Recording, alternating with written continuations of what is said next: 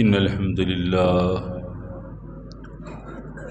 نحمده ونستعينه ونؤمن به ونتوكل عليه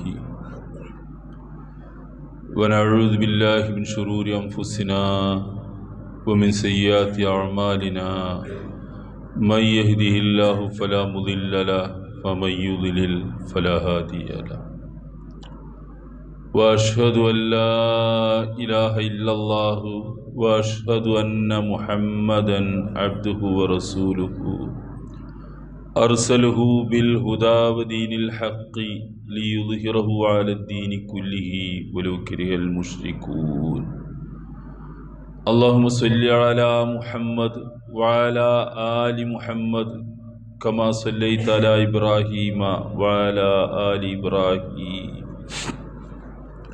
اللهم بارك على محمد وعلى آل محمد كما باركت على آل إبراهيم إنك حميد مجيد أما بعد فإن خير الحديث كلام الله وخير الهدي هدي محمد صلى الله عليه وسلم وشر الأمور محدثاتها وكل محدثة بدعة وكل بدعة ضلالة أيها الإخوان والأخوات أوصيكم عباد الله وإياي أولا بتقوى الله أعوذ بالله من الشيطان الرجيم بسم الله الرحمن الرحيم يا أيها الذين آمنوا قوا أنفسكم وأهليكم نارا وقودها الناس والحجارة عليها ملائكة غلاظ شداد لا يعصون الله ما أمرهم ويفعلون ما يؤمرون. ആദരണീയരായ മുസ്ലിം സഹോദരന്മാരെ, സഹോദരിമാരെ, സർവശക്തനായ അള്ളാഹുവിൻ്റെ വിധി വിലക്കുകൾ ജീവിതത്തിലുടനീളം കഴിവിൻപടി സൂക്ഷിച്ച് ജീവിക്കണേ എന്ന് ആമുഖമായി എല്ലാ ഓരോരുത്തരെയും ഓർമ്മിപ്പിക്കുകയാണ്. നമ്മളുടെ വീടും അതിനകത്തുള്ള അംഗങ്ങളും മെമ്പർമാരും ഇസ്ലാമികമായി ജീവിക്കണമെന്നത് നമ്മളുടെ ഒരു ആവശ്യമാണ്, അനിവാര്യമായ ഒരു താല്പര്യമാണ്. മുസ്ലിം വീടുകൾ മറ്റു വീടുകളിൽ നിന്ന് അതിൻ്റെ എല്ലാ കാര്യങ്ങളിലും, അതിനകത്തും പുറത്തുമൊക്കെയുള്ള എല്ലാ കാര്യങ്ങളിലും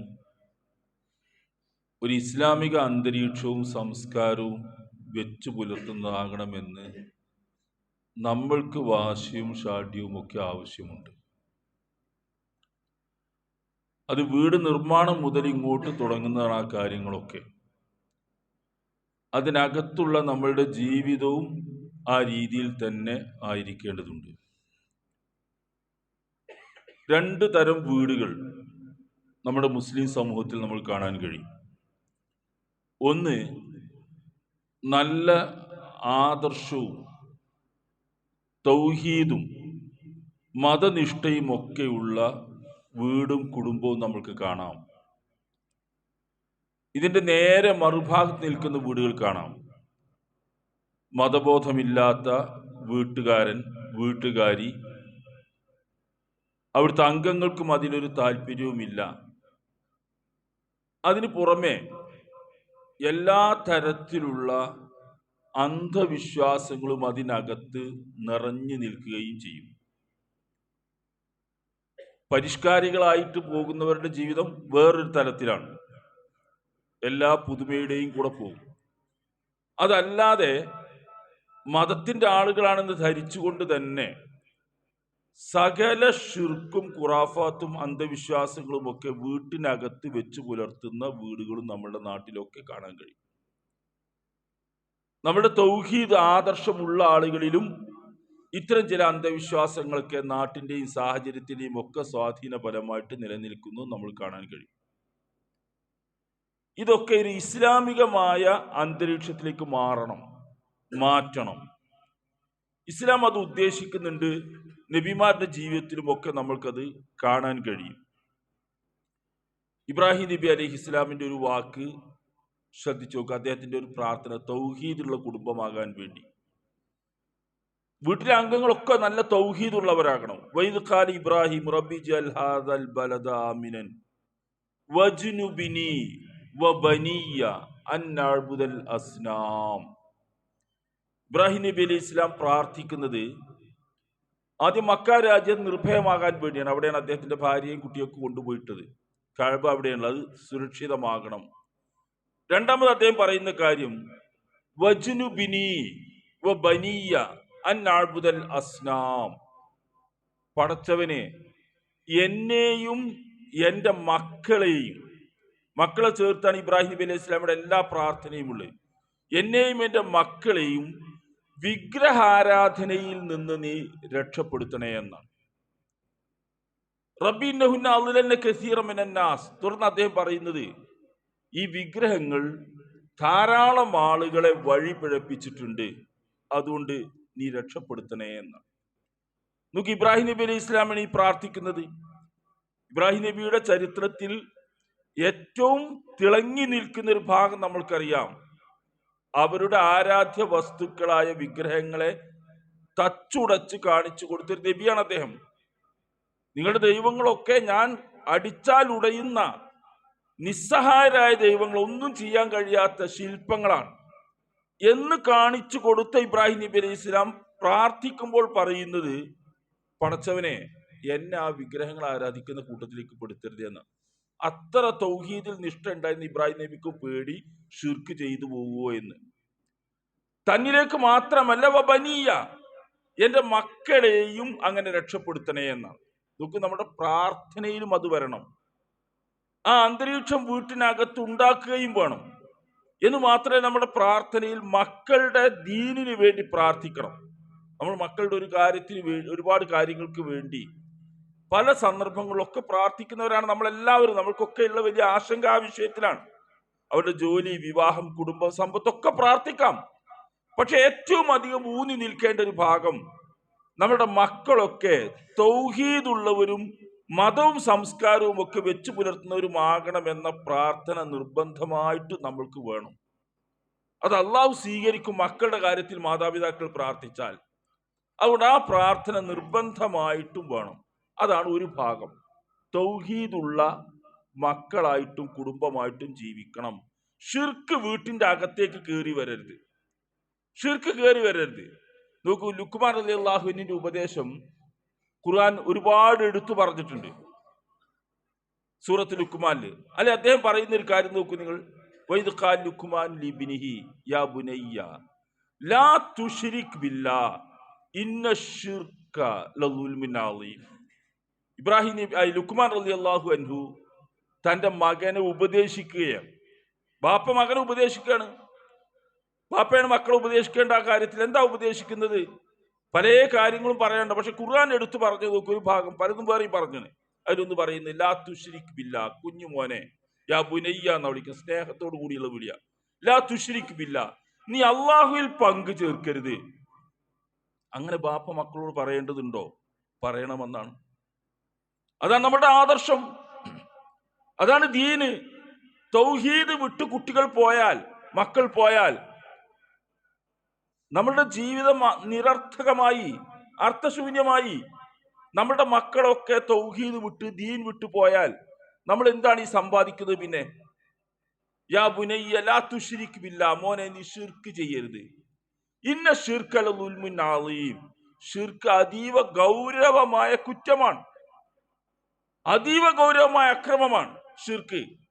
അതുകൊണ്ട് ശിർക്ക് ചെയ്യരുത് മോനെ എന്ന് ലുക്മാൻ റളിയല്ലാഹു ഉപദേശിക്കുന്നു. ആ വീട്ടിലെ അംഗങ്ങൾക്കിടയിൽ തൗഹീദും ദീനും ഒക്കെ നിലനിൽക്കേണ്ടതുണ്ട്. അതില്ലാതായാൽ നഷ്ടമാണ് വീടിന്റെ ജീവിതം, കുടുംബാന്തരീക്ഷം നഷ്ടമാണ്. ബാക്കിയൊക്കെ നമ്മൾ ചെയ്തു വെച്ചിട്ടുണ്ടാവും വീട്ടിൽ. പക്ഷെ ദീൻ അവിടെ വരണ്ടേ? ദീൻ ആ മക്കളുടെ ഒരു മുഖ്യ വിഷയമായി മാറണ്ടേ?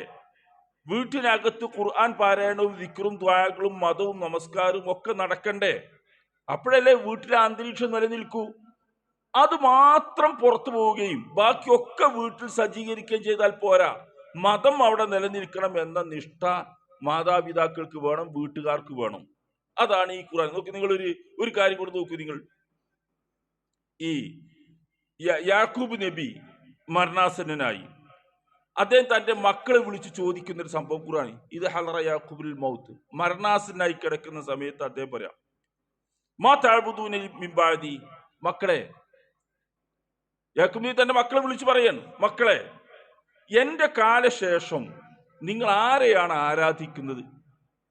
നിങ്ങളുടെ സാമ്പത്തിക ശേഷി എന്താണ് എന്നല്ല, അതൊക്കെ ചോദിക്ക വേണമെങ്കിൽ അനുവദനീയം തന്നെയാണ്. നിങ്ങളുടെ മറ്റു സാമ്പത്തിക ഒക്കെ എങ്ങനെയാണ് എല്ലാം ചോദിക്കുക, ഭൗതികമായ ഇടപാട്. പക്ഷെ അദ്ദേഹം ചോദിക്കുന്നത് എന്തായാലും നബി ചോദിക്കുന്നത്, മാ തഅ്ബുദൂന മിൻ ബഅദി, എന്റെ കാലശേഷം നിങ്ങൾ എന്തിനെയാണ് ആരാധിക്കുന്നത്? കാലു, അപ്പൊ അവർ പറഞ്ഞു, അദ്ദേഹം വളർത്തിയ മക്കൾ, നഅ്ബുദു ഇലാഹക വ ഇലാഹ ആബായിക ഇബ്രാഹിം വ ഇസ്മായിൽ വ ഇസ്ഹാഖ് ഇലാഹൻ വാഹിദൻ, ഞങ്ങൾ താങ്കൾ ആരാധിച്ച അതേ അള്ളാഹുവിനെയാണ് ആരാധിക്കുന്നത്. താങ്കളുടെ പിതാക്കന്മാരായ വല്യപ്പന്മാരായ ഇബ്രാഹിമും ഇസ്മായിലും ഇസ്ഹാഖ് ഒക്കെ ഉണ്ടല്ലോ, അവരുടെ മക്കളാണ് യാക്കൂബ് നബി. അവരൊക്കെ ആരെയാണോ ആരാധിച്ചത് അവരെ തന്നെയാണ് ഞങ്ങളും ആരാധിക്കുക. ഇലാഹൻ വാഹിദൻ, ഏക ആരാധ്യനായ അള്ളാഹുവിനെ. അപ്പൊ നമുക്ക് മരണാസന്നായി കിടക്കുന്ന സമയത്ത് പല വസിയത്തുകളും നടത്താനുണ്ടാവും. ബാപ്പാക്ക് പല വസിയത്തുകളും നടത്താം. പക്ഷെ ഇവിടെ ഇബ്രാഹിം നബി, യാക്കൂബ് നബി അദ്ദേഹത്തിന് മരണാസന്നായപ്പോൾ നടത്തുന്ന വസിയത്ത്, നിങ്ങൾ മക്കളെ ആരെയാണ് ആരാധിക്കുക എന്നതാണ്. അത് തന്നെയാണ് പ്രശ്നം, അത് തന്നെ മുഖ്യ വിഷയവും. ആരെ നിങ്ങൾ ആരാധിക്കും? അപ്പൊ മക്കൾ പറഞ്ഞു, താങ്കൾ ആരാധിച്ചിരുന്ന അള്ളാഹുവിനെ, താങ്കളുടെ പിതാക്കന്മാരായ യാക്കൂബ്, ഇബ്രാഹിം, ഇസ്മായിൽ, ഇസ്ഹാഖ് ഒക്കെ ആരാധിച്ചിരുന്ന ആ അള്ളാഹുവിനെ തന്നെയാണ്, ഏകനായ അള്ളാഹുവിനെയാണ് ഞങ്ങൾ ആരാധിക്കുന്നത് എന്നവർ പറയുകയും ചെയ്യും. വനഹ്നു ലഹു മുസ്ലിമൂൻ, ആ അള്ളാഹുവിന് വിധേയരായി ജീവിക്കുന്നവരാണ്. ഇത് ഏറ്റവും പ്രധാനമായ ഒരു സംഗതി. വീട്ടിനകത്ത് ദീൻ നിലനിൽക്കണം. അത് തൗഹീദ് വളരെ പ്രധാനമാണ്. ആ തൗഹീദ് ഇല്ലാത്തൊരു വീട് ഷിർക്കും കുഫ്റും ഒക്കെ നിറഞ്ഞു നിൽക്കും. അവിടെ മതത്തിന്റെ ചിഹ്നങ്ങളൊന്നും അവിടെ നിലനിൽക്കില്ല. ഇപ്പൊ നിങ്ങൾ തൗഹീദ് ഉള്ള വീടും ഇല്ലാത്ത വീടും നിങ്ങൾ താരതമ്യം ചെയ്ത് നോക്കും. ഒരു നിർഭയത്വവും ആ വീട്ടിലുണ്ടാവില്ല. ഒരു നിർഭയത്വം ആ വീട്ടിലുണ്ടാവില്ല. വീട് നിർമ്മിക്കുന്നത് മുതൽ തുടങ്ങും. ഇപ്പൊ നിങ്ങൾ നമ്മുടെയൊക്കെ നാട്ടിൽ തന്നെ കാണാം, ഒരു വീടിന്റെ പണി തുടങ്ങിയാൽ ആ പണി ലക്ഷങ്ങൾ ചെലവ് വരുന്ന, അതിലക്കറക്ക് വലിയ വലിയ സംഖ്യ ചെലവ് വരുന്ന വീടാണ് നിർമ്മിക്കുന്നത്. അങ്ങനെയാണ് ഇപ്പോഴത്തെ രീതി. അങ്ങനെയാണ്. അപ്പൊ അതിനു വേണ്ടി സാമ്പത്തികം നമ്മൾ ഒരുക്കണം. പല രീതിയുമുണ്ട്. അതൊക്കെ ഏത് രീതിയിലാകട്ടെ ഒരുക്കണം. ഒരിക്കൽ ആ വീട് പണി തുടങ്ങുന്നതോട് കൂടി ഈ തൗഹീദി വിശ്വാസമില്ലാത്ത വീട്ടിന്റെ അവസ്ഥ എന്താ പറയുക നിങ്ങൾ? അവിടെ ആശങ്കകൾ വരികയാണ്. ഇതാരെങ്കിലും കണ്ണ് തട്ടി അപകടത്തിലാവുക വീട് എന്ന, കണ്ണ് തട്ടി അപകടത്തിലാവുക വീട്. നിങ്ങൾ കണ്ടിട്ടില്ലേ? വീട് പണി തുടങ്ങിയാൽ അവിടെ മുന്നിൽ ബോർഡ് വെക്കുകയാണ്, കരിങ്കണ്ണാ നോക്ക് എന്ന് പറഞ്ഞ ബോർഡ് വെക്കും. കരിങ്കണ്ണാ, എന്താണ് ആ ബോർഡ് വെച്ചിട്ട് കാര്യമുള്ളത്? ഒരു ബോർഡ് വെക്കുക. വേറെ ചില ആളുകൾ, ഓരോരുത്തരുടെ വിശ്വാസവും ഒന്ന് തന്നെയാണ്, പക്ഷെ രൂപങ്ങൾ മാറുകയാണ്. വേറെ ചില ആളുകൾ ഏതെങ്കിലും കോലങ്ങളൊക്കെ ഉണ്ടാക്കി ആ വീടിന്റെ മുന്നിൽ കാവൽ നിർത്തുകയാണ്. 10, 50, 60, 70 ഒക്കെ ലക്ഷങ്ങൾ മുടക്കി, ചിലപ്പോൾ കോടിയിലധികമൊക്കെ മുടക്കി ഉണ്ടാക്കുന്ന, കനത്ത ശക്തിയോടുകൂടി ഉണ്ടാക്കുന്ന കരിമ്പാറ കല്ലുകൾ കൊണ്ടുവന്നുണ്ടാക്കിയ വീടിന് പിന്നെ കാവൽ നിർത്തുന്ന ആരെയാണ് നിങ്ങൾ? ഒരു നിലയും വിലയും ഇല്ലാത്ത വൈക്കോൽ തുരുമ്പ് കുപ്പായത്തിന്റെ ഉള്ളിൽ നിറച്ച് തൂക്കിയിടുന്നു മുന്നിൽ. അത് കാവൽ നിൽക്കുമെന്നാണ്. നോക്ക്, ഈ വീടിന് കാവൽ നിർത്തുന്ന അതിനെയാണ്. എവിടെയാണ് വിശ്വാസം നിൽക്കുന്നത്? നമ്മളുടെ ആരുടെയും വീട്ടിന് മുമ്പിൽ നമ്മളത് വെക്കാറില്ലല്ലോ. നമ്മൾക്ക് തൗഹീദ് ഉണ്ട് എന്നതാണ് അതിന് കാരണം. നമ്മുടെ ഏകദൈവ വിശ്വാസം, അള്ളാഹുവിന് മാത്രമേ നമ്മളെ സഹായിക്കാനും രക്ഷിക്കാനും സൃഷ്ടിക്കാനും കഴിയൂ. അവനോട് മാത്രമേ സഹായാർത്ഥന നടത്താവൂ എന്ന ഉറച്ച വിശ്വാസം നമ്മൾക്കുണ്ട്. നമ്മുടെ വീട്ടിന്റെ മുന്നിൽ നമ്മളൊരു വൈക്കോൽ തുരുമ്പിനെ കാവൽ നിർത്തില്ല. ഏതെങ്കിലും രൂപങ്ങൾ കെട്ടിത്തൂക്കിയിടില്ല. ചുണ്ണാമ്പ് 100 തേച്ച കലങ്ങൾ കെട്ടിത്തൂക്കില്ല. ഇതൊക്കെ ചെയ്യുന്നത് ഈ ശിർക്കൻ വിശ്വാസങ്ങൾ നിലനിൽക്കുന്നതുകൊണ്ടാണ്. ഇതിനിടക്ക് ഇത് ചില ആളുകളൊക്കെ മാറ്റാൻ തുടങ്ങി. മാറ്റിയപ്പോൾ പകരം വന്നു അതിന് വേറെ രൂപം പകരം വന്നു നമ്മുടെ ആൾക്കാരുടെ ഇടയിൽ. നമ്മുടെ ആൾക്കാരാണ് ഇത് ചെയ്തു തുടങ്ങിയത്. മാഷാ അല്ലാ തബാറക്കല്ലാ എന്നുള്ള ആയത്തിന്റെ ഭാഗങ്ങൾ കഷ്ണം വെട്ടി ഫ്ലക്സ് ആക്കി അതിനും ചില വിശ്വാസങ്ങളൊക്കെ പറഞ്ഞു കിട്ടിയിരുന്നു. അത് പച്ച വെള്ള ബാക്ക്ഗ്രൗണ്ടിൽ വേണമെന്നും പച്ച ലിപിയിൽ വേണമെന്നും, അല്ല പച്ചയാണ് വേണ്ടത് വെള്ള ബാക്ക്ഗ്രൗണ്ട് എന്നൊക്കെ പറഞ്ഞുകൊണ്ട് അതിനും വ്യാഖ്യാനങ്ങൾ വന്നിരുന്നു. എന്താണ് ഈ ഒട്ടിക്കുന്നത്? ഈ ആയത്തിന്റെ കഷ്ണങ്ങൾ ഏച്ചു കൂട്ടി ഒട്ടിച്ചാൽ മറ്റേ വിശ്വാസം തന്നെയാണ് അവിടെ ഉള്ളത്. കരിങ്കണ്ണ നോക്ക് എന്ന് വെച്ചപ്പോൾ എന്ത് വിശ്വാസമായിരുന്നു അവർക്ക് ഉണ്ടായിരുന്നത്? അതേ വിശ്വാസം ഇങ്ങനെ ഭാഗത്ത് വെച്ച് പുലർത്ത, ഇത് വെച്ചാൽ പിന്നെ കണ്ണു വെച്ചില്ല എന്നാണ്. എന്താണ് ഈ വിശ്വാസങ്ങളൊക്കെ? വിശുദ്ധ ഖുർആൻ പറയുന്ന ഒരു കാര്യം നോക്കൂ നിങ്ങൾ. അല്ലദീന ആമനൂ വലം യൽബിസു ഈമാനഹും ബിളുൽമിൻ ഉലൈക ലഹുമുൽ അംനു വഹും മുഹ്തദൂൻ. നമ്മുടെ വിശ്വാസം, നമ്മുടെ നിലപാട് അവിടെയാണ്. അല്ലദീന ആമനൂ, വിശ്വസിക്കുന്ന ആളുകൾ, നല്ല മുഅ്മിനുകളായ ആളുകൾ. വലം യൽബിസു ഈമാനഹും ബിളുൽമിൻ, അവരുടെ ഈമാനിൽ ഷിർക്ക് കലർന്നിട്ടില്ല. ഷിർക്ക് കലരാത്ത ഈമാനുള്ള മനുഷ്യന്മാർ ഉലൈക ലഹുമുൽ അംനു, അവർക്കാണ് നിർഭയത്വമുള്ളത്. അവർക്കാണ് നിർഭയത്വമുള്ളത്. അവർ തന്നെയാണ് മുസ്ലിങ്ങളായി മുഹ്തദൂൻ, അവരാണ് സന്മാർഗം പ്രാപിച്ചത്. ഉലൈകുൽ മുഹ്തദൂൻ, അവരാണ് സന്മാർഗം പ്രാപിച്ചവർ. അപ്പൊ നിർഭയത്വമുള്ള ഈമാൻ എന്ന് പറയുന്നത് ഷിർക്ക് കലരാത്ത ഈമാനാണ്. അതിന് പകരമായി ഭയപ്പാടാണ് എല്ലാ കാര്യത്തിലും. വീടുമായി ബന്ധപ്പെട്ട ഒരുപാട് കാര്യങ്ങളിൽ ഭയപ്പാട് വരുന്നൊരവസ്ഥയുണ്ട്. നോക്കൂ, വീട്ടിനകത്ത് ഷിർക്ക് കലർന്ന വീടിന്റെ അവസ്ഥയാണ്. തൗഹീദില്ലാത്ത വീട് നോക്കൂ നിങ്ങൾ. വീട്ടിനകത്ത് ആളുകൾക്കൊക്കെ രോഗമാണ് പലപ്പോഴും. ചില വീടുകളിൽ നിന്ന് കേൾക്കുകയും കാണുകയും ചെയ്യുന്ന സംഗതികൾ നിത്യരോഗം, അല്ലെങ്കിൽ ഏതെങ്കിലും തരത്തിലുള്ള പ്രയാസങ്ങൾ ആ വീട്ടിനകത്ത് ആളുകൾക്ക് ഉണ്ടാവുന്നു. ഉടനെ കണക്ക് കൂട്ടുന്നത് ഇതാരോ ചെയ്തതാണ്, അല്ലെങ്കിൽ എന്തിൻ്റെയോ കുരുത്തക്കേടാണ്. അത് ഏതെങ്കിലും ജ്യോത്സ്യനെ കണക്ക് നോക്കുന്നവനെ പോയി കാണും, അല്ലെങ്കിൽ ഏതെങ്കിലും തങ്ങളെ പോയി കാണും. ഉടനെ വരുന്നു പരിഹാരം. എന്താ പരിഹാരം? വീട്ടിന്റെ ആ വാതിൽ വെച്ച പൊസിഷൻ, സ്ഥാനം ശരിയല്ല, വാതിൽ മാറ്റണം.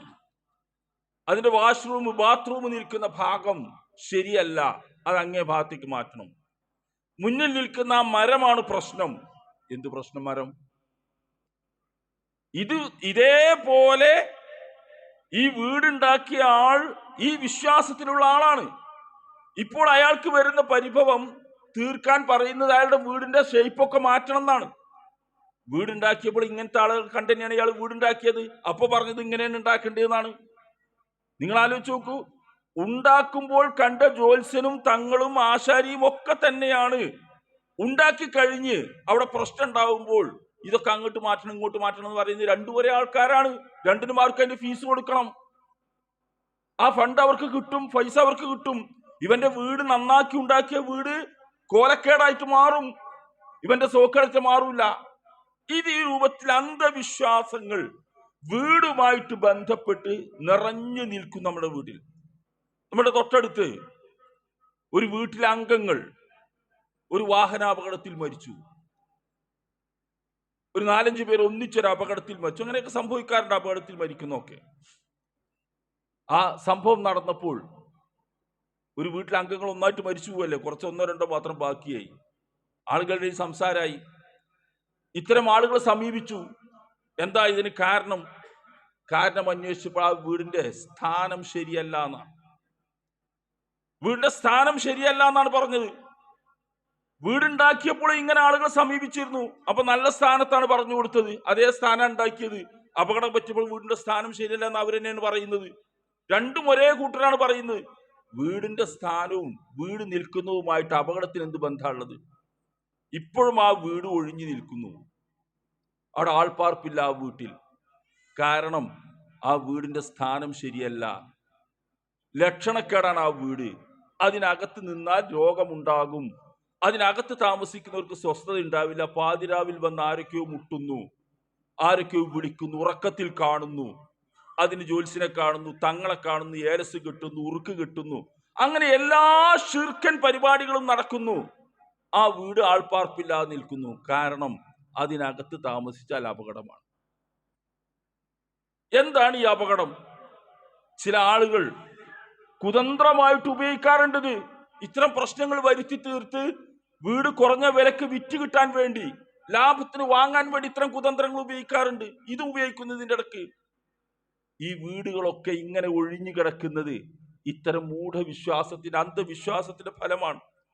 വിശുദ്ധ ഖുർആൻ പറയുന്നതാണ് അതിന്റെ പേര്.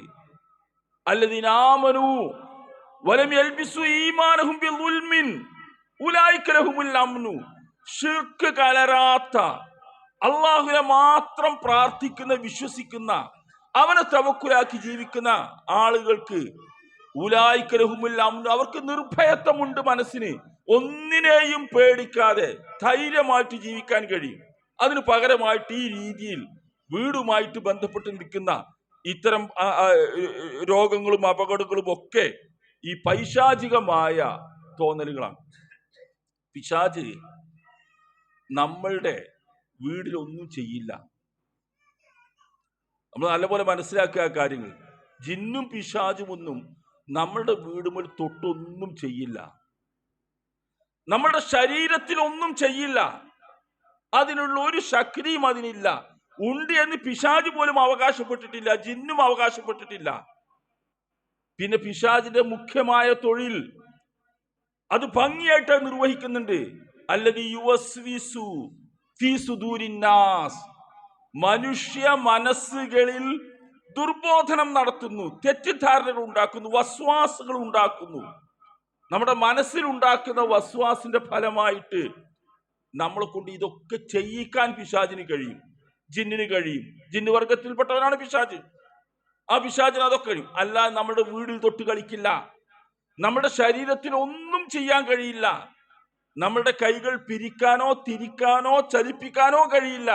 പക്ഷെ നമ്മുടെ മനസ്സിൽ പ്രവർത്തിച്ച് ആ മനസ്സുകൊണ്ട് നമ്മുടെ ശരീരത്തിൽ, മനസ്സിൽ മാറ്റം ഉണ്ടാക്കി അങ്ങോട്ടും ഇങ്ങോട്ടും നമ്മളെ കൊണ്ട് ചെയ്യിക്കാൻ കഴിയും.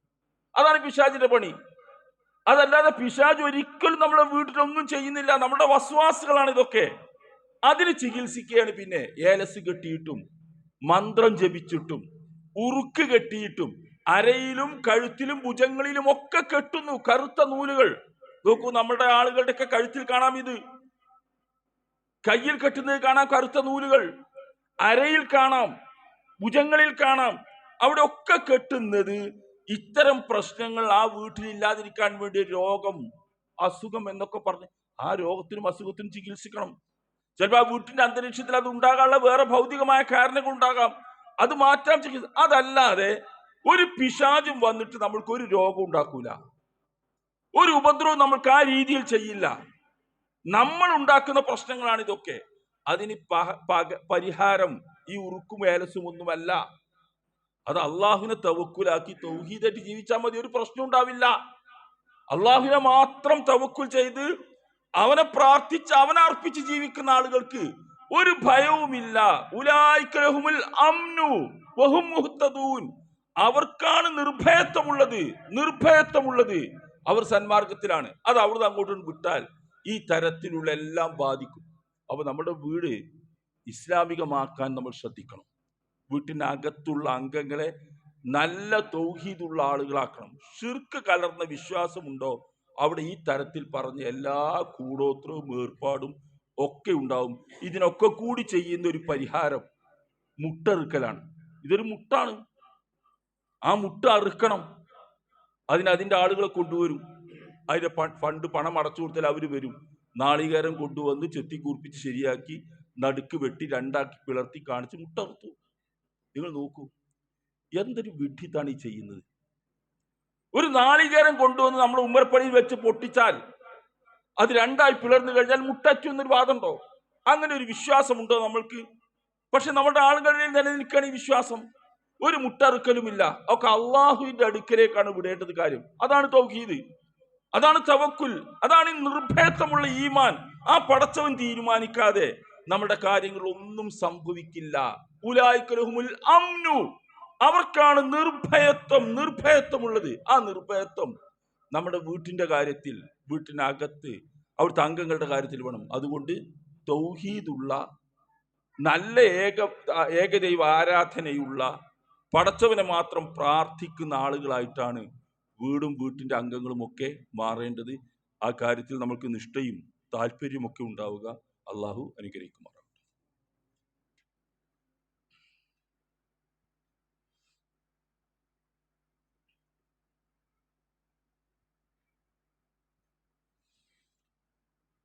അൽഹംദുലില്ലാ വസ്സലാത്തു വസ്സലാമു അലാ റസൂലില്ലാ വഅലാ ആലിഹി വസഹബിഹി അജ്മഈൻ. ഇത്തഖുല്ലാഹ ഇബാദല്ലാഹ്. അള്ളാഹുവിനെ സൂക്ഷിച്ച് ജീവിക്കണേ എന്ന് ഒരിക്കൽ കൂടി എല്ലാ ഓരോരുത്തരെയും ഓർമ്മിപ്പിക്കുകയാണ്. അള്ളാഹുവിനെ കുറിച്ചുള്ള സ്മരണകൾ, ദിക്റുള്ള, അള്ളാഹുവിനെ കുറിച്ചുള്ള ഓർമ്മ നമ്മുടെ മനസ്സിൽ നിരന്തരം നിലനിൽക്കേണ്ടതുണ്ട്. അത് വീട്ടിനകത്തുള്ള അംഗങ്ങൾക്കിടയിൽ നിലനിൽക്കണം. വീട്ടിനകത്ത് നടക്കുന്ന കാര്യങ്ങളിലൊക്കെ അള്ളാഹുവിനെ ഓർത്തുകൊണ്ട് നടത്തുന്ന കാര്യങ്ങളായിട്ട് മാറണം. അത് നിലനിൽക്കുമ്പോൾ ആ വീട്ടിനകത്തൊരു സമാധാനവും സ്വസ്ഥതയും ഒക്കെ നമ്മൾക്ക് ലഭിക്കും. അള്ളാഹുവിനെ ഒഴിവാക്കി നടത്തുന്നിടത്തൊക്കെ പിന്നെയും നമ്മൾക്ക് ഇങ്ങനെ പ്രശ്നങ്ങൾ വരികയാണ്. വീട്ടിലേക്ക് കയറി വരുമ്പോഴുള്ള പ്രാർത്ഥനകളുണ്ട്. ബിസ്മില്ലാഹി വലജിന ബിസ്മില്ലാഹി ഖറജിന. അള്ളാഹുവേ, നിന്റെ നാമത്തിലാണ് ഞങ്ങൾ കയറിയിരിക്കുന്നത് വീട്ടിലേക്ക്. നോക്കൂ, നമ്മൾക്കങ്ങനെ പ്രാർത്ഥിച്ച് സലാം പറഞ്ഞ് സന്തോഷത്തോടു കൂടി കയറി നോക്കൂ. അള്ളാഹുവേ, നിന്റെ നാമത്തിൽ, ബിസ്മില്ല, നിന്റെ നാമത്തിൽ, നിന്റെ പേരിലാണ് ഞങ്ങൾ വീട്ടിലേക്ക് കയറിയത്. അതേ നിന്റെ പേരിൽ തന്നെയാണ് വീട്ടിൽ നിന്ന് പുറത്തിറങ്ങുന്നതും എന്ന് പറഞ്ഞുകൊണ്ട് വീട്ടിലേക്ക് കയറണം. അതുപോലെ തന്നെ റസൂൽ സല്ലല്ലാഹു അലൈഹി വസല്ലം പറഞ്ഞത്, ആരെങ്കിലും വീട്ടിലേക്ക് കയറുമ്പോൾ ഈ അള്ളാഹുവിൻ്റെ നാമത്തിൽ ബിസ്മില്ല എന്ന് പറഞ്ഞുകൊണ്ട് കയറിയാൽ പിശാച് അവിടെ വെച്ച് പിന്തിരിഞ്ഞു പോകും. നമ്മൾ വീട്ടിലേക്ക് അങ്ങനെ അള്ളാഹുവിൻ്റെ നാമത്തിൽ ഈ പ്രാർത്ഥനയോട് കൂടി കയറി ചെല്ലുന്നതോടുകൂടി പിശാച് വാതിൽ പതിക്കൽ നിന്ന് പിന്തിരിഞ്ഞു പോകും. പിശാച് പറയുന്നത് ലാ മബീത വലാ അശാ എന്ന, നമ്മൾക്ക് ഇന്നിവിടെ താമസിക്കാൻ ഇടവുമില്ല, നമുക്ക് രാത്രി ഭക്ഷണവും ഈ വീട്ടിലില്ല. കാരണം നമ്മൾ വീട്ടിലേക്ക് കയറുമ്പോൾ അള്ളാഹുവിന്റെ പേരിലാണ് കയറുന്നത്. അതോടുകൂടി നമ്മളുടെ കൂടെയുള്ള പിശാചൊക്കെ അവിടെ ഇറങ്ങി പുറത്തിറങ്ങിപ്പോയി, വാതിൽ പടിക്കൽ അങ്ങോട്ട് കയറില്ല. നമ്മൾക്ക് മബീത്തുമില്ല, അഷാവുമില്ല, താമസ സ്ഥലവുമില്ല. ഇവിടെ ഒരു ഭക്ഷണവും സൗകര്യവും നമ്മൾക്ക് ഇന്ന് ഇവിടെ എല്ലാം പോകാം എന്ന് പിരിഞ്ഞു പോകും. അല്ലാതെ കയറിയാൽ ഈ പ്രാർത്ഥന ഒന്നുമില്ല, നമ്മൾ വീട്ടിലേക്ക് കയറി ചെല്ലുമ്പോൾ പിശാച്, കൂടെയുള്ള പിശാചുക്കൾ പറയുന്നത് നമ്മൾക്ക് ഇന്ന് അഷാവുമുണ്ട്, മബീത്തുമുണ്ട്, താമസിക്കാൻ ഇടവും കിട്ടി, രാത്രി ഭക്ഷണത്തിനുള്ള വിഭവങ്ങളൊക്കെ കിട്ടി, അവിടെ കൂടും. ആ വീട്ടിനകത്ത് നിന്ന് നമ്മൾ പിശാചിന്റെ സാന്നിധ്യം ഒഴിവാക്കുക, ഖുർആൻ പാരായണം ചെയ്യുക. റസൂൽ പറഞ്ഞു, സൂറത്തുൽ ബഖറ പാരായണം ചെയ്യുന്ന വീട്ടിൽ പൈശാചിക സാന്നിധ്യം ഉണ്ടാവില്ല, പിശാച് പുറത്തു കിടക്കും. ഖുർആൻ നിങ്ങൾ വീട്ടിൽ വെച്ച് പാരായണം ചെയ്യണം. നിങ്ങളുടെ വീടുകൾ ഖുർആൻ പാരായണം ചെയ്യാൻ പാടില്ലാത്ത മഖ്ബറകളെ പോലെ ആക്കരുത്. മഖ്ബറിന്റെ അടുത്ത് ഖുർആൻ പാരായണം ചെയ്യാൻ പാടില്ല, ഖബറിൽ ഖുർആൻ പാരായണം ചെയ്യാൻ പാടില്ല. അവിടെയാണ് നമ്മൾ പോയി ഖുർആൻ ഓതുന്നത് പല ആളുകളും. ഖബറിന്റെ അടുത്ത് ഖുർആൻ ഓതാൻ പാടില്ല. അങ്ങനെ നിങ്ങൾ ആക്കരുത് നിങ്ങളുടെ വീടുകളെ. അവിടെ നിങ്ങൾ ഖുർആൻ പാരായണം ചെയ്യണം എന്ന് അല്ലാഹുവിന്റെ റസൂൽ പറഞ്ഞു. സുന്നത്ത് നമസ്കാരങ്ങൾ പുരുഷന്മാരെ സംബന്ധിച്ച് കഴിയുമെങ്കിൽ അവർ ജമാഅത്തായിട്ട് പള്ളിയിലാണ് നമസ്കരിക്കേണ്ടത്.